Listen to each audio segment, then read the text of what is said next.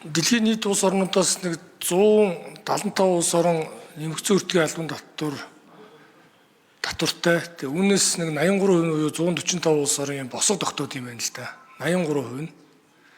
Тэгэхээр Монгол улс бол ингээд босго тогтоох нь бол зөвөө гэж олон улсын валютын сан зөвлөсөн гэж би бол ойлгож байгаа. Мөн олон улсын валютын сан зөвлөхдөө бол одоогийн энэ одоо инфляцтай уялдуулаад одоогоос 11 жилийн өмнө 50 сая төгрөгөөр одоо тогтоосон энэ босхийг одоо бол 400 орчим сая төгрөг байхад одоо болно гэж одоо зөвлөж байна гэж би бол одоо мэдээлэл авсан.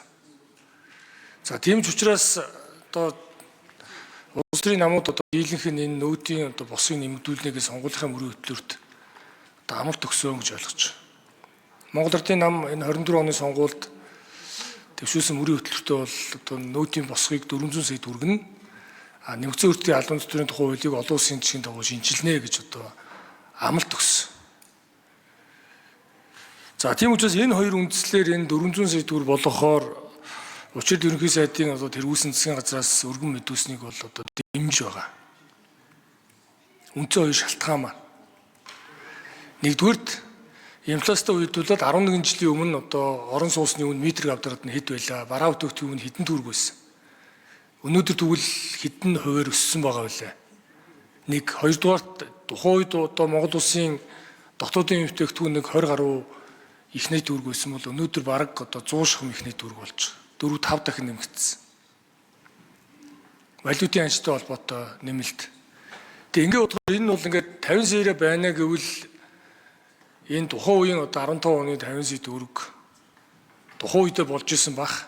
Өнөөдөр бол энэ үнийн өсөлт ханшийн одоо өөрчлөлттэй холбоотой энийг бол зайлшгүй 400 сая болгох нь бол зөвөө гэж үзэж байгаа. Энэ бичил жижиг дунд бизнес эрхлэгчдэд энэ нөөтийн босхийг нэмэгдүүлэхгүй байх нь ямар хүндрэл үүсгэж байна вэ гэдэг асуудал байна. За нэгдүгээрт бол энэ орлого багтаа ашигын түвшин муу, тэгээ санхүүгийн мэдлэг багтаа одоо ийм дөнгөж хөл дээрээ босгож байгаа бичил жижиг дунд бизнес эрхлэгчдийн хувьд бол одоо санхүүгийн бэрхшээл гарна, татварын үр төлбөр одоо нэмэгдэх эрсдэл үүсэж байгаа.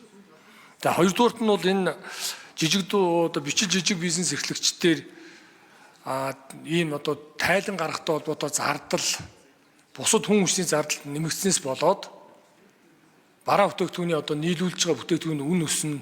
Энэ нь бол инфляцид бас нөлөөлөх үр дагавартай. За гуравдугаарт нь бол 183 мянга орчим одоо бичил жижиг бизнес эрхлэгчдэд энийг нэмэгдүүлэх нь бол одоогоор хамгийн үр дүнтэй зүйл. Би бас орон нутагт ажиллаж амьдарч ирсэн олон одоо бичил жижиг бизнес эрхлэгчдийг одоо дэмжих чиглэлээр бас ханд бодлын сонсч ирсэн. Одоо ч одоо бичил жижиг дунд одоо бизнес одоо үйлдвэрлэл үүсгэх дэмжих тухай хуульд өөрчлөлт оруулахаар ажиллаж байгаа хүний хувьд энэ бол одоо зайлшгүй босхийг өнөөгийн нөхцөлд бол одоо нэмэгдүүлэхээр засгийн газар руу оруулж ирсэн саналыг бол дэмжих ёстой гэж үзэж байгаа. Харин дараагийн одоо бусад энэ татварын хуулиуд оруулах өөрчлөлтийг бол тухайн үед нь бол дэмжиж явах хэрэгтэй. Харин одоо олзуурах хуучтай нь манай засгийн газар болон одоо улсын хурлын гишүүдийн зүгээс энэ татварын ачааллыг одоо иргэд аж ахуйн нэгжид бууруулах чиглэлээр олон төслүүдийг чуулганаар бас амжилттай хэлэлцүүлж байгаад би бол баяртай байна. Ер нь төрийн зардлыг бууруулж одоо татварын зардлыг бууруулад тэгээ төрөө цомхон болгоод тэгээд татвар төлөгчид илүү ашигтай байх нь чухал шүү дээ. Тэгэхээр энэ яг энэ үзэл бодол дээр одоо юу гэж одоо үзэж байна гэдэг би бас одоо За ажлын хэсгийн ахлагч Асуурын гавыг. За 2016 онд нэмэгдсэн өртгийн албан татварын хуулийн шинэсэн найруулга улсын их хурлаар батлагдсан байд. 2016 онд анх энэ 50 сая төгрөгийн босох гэдэг нь батлагдсан. За 50 сая төгрөг батлагдахдаа тэр нь 20% буцаалт буюу нэг 10-аас 2% одоо буцааж болгоё. За дээрэс нь баримт гэдэг юм нэвтэрсэн байхгүй юу? Тийм учраас тэр 50 сая төгрөгийг босгох гэдэг хэмжээний татварын тогтолцоогоо эвдэхгүйгээр ингэ явцсан. Тэгээ яагаад энэ удаа биш байна? Энэ одоо намрын чуулнаараа өргөн бариа, зогцоор нь хараад өргөн бариа гэдэг хэрэг бид нар дөнгөж сая 10 хоногийн өмнө 14 хоногийн өмнө нэг буцаалтын хуулиар цуцалсан байхгүй. Хүчин гол хайцсан. Тэгэхээр тэр асуудлаа хамтдан өргөн барихгүй болвол зөвхөн босхын хөдөлгчгөр нөгөө талдаа энэ тогтолцоо чинь урах гэдэг шүү дээ. Энэ нөөтийн татвар гэдэг чинь одоо нөгөө талаас нь харуул татвар нь бол зөвхөн эцэг хэрэглэгч авдаг татвар байхгүй юу? Тэр чинь тэр дундын аж ахуй нэгжүүд төлдөг татвар биш. Тэр чинь зөвхөн ингээд дамжуулсны л татвар байхгүй. Тэгээд яг явж байгаа ачаал нь энэ дээр өгдөгөр эцэрлэгч тэрд. Тэр нөөтийн хяналт тавих үүрэг нь хин дээр, эрх нь хин дээр өгдөгөр иргэн дээр байдаг байхгүй. Тэр нөгөө баримтаа нэхэх. Тэр эргээгээ тэр уун шуулаа авдаг ч гэдэг. Яадаг чинь те тэр чинь иргэн дээр очиж байгаа байхгүй. Тийм учраас энэ буцаалтын байхгүй болсон байгаа тохиол бид нар энэ босхын ингээ хөдөлгөнгөө чинь тогтолцоо чинь урах гэдэг чинь тэгээд асуул яриад байгаа. Тэр чинь энэ чинь эсэргүүцээд байгаа юм биш байхгүй. Би танд Бадамсүрэн гишүүн дөрөв ганц зөр гишүүнд бас хэлсэнчлэн мөнх ажлын гишүүнд бас хэлсэнчлэн сүмөөрөө болохгүй байвал засгийн газар чиглэл үгүй бүр болохгүй бол гишүүдийнхээ зүгээс энэ 400 саяын босгыг чинь ч оруулъя. Гэхдээ тогтолцоогоо нураахгүйгээр цогцоор нүргэн барья. Цогцоор нүргэн барь.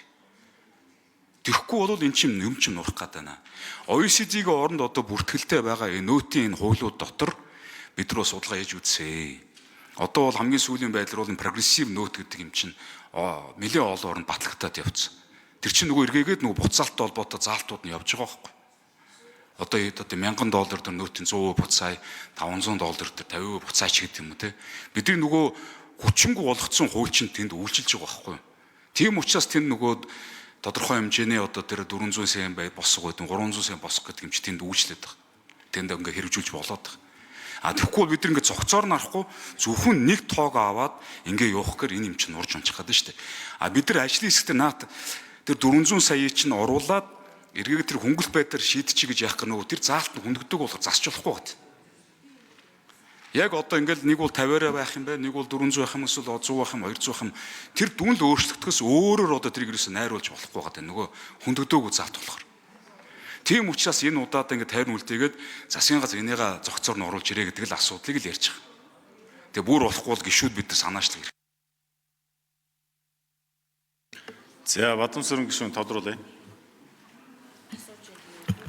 Тэгээ энэ удаагийн татварын энэ хуулиудын зорилго бол энэ бага орлоготой иргэдийг буюу одоо 792 мянга хүртэлхийн одоо иргэний орлогыг чөлөөлөх 792-өөс 2 сая хүртэл 1% болгох гээд энэ нөгөө анхан одоо шатнд бизнес эрхэлж байгаа болон бага орлоготой иргэдэд дэмжих бодлого явж байгаа гэж би ойлгож байгаа байхгүй юу. Тийм учраас аж ахуй нэгжийн орлогын албан татварын хуулийн өөрчлөлтөөр ч гэсэн 1.5 тэрбумын борлуулалтын орлоготойгоос 1% авдгийг 2.5 болгож босхыг нэмэгдүүлж байгаа.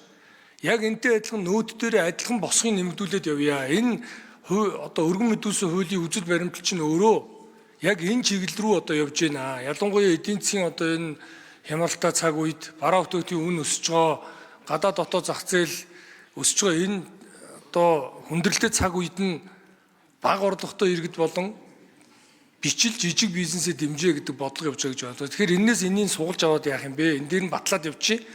Харин дараа нь тэр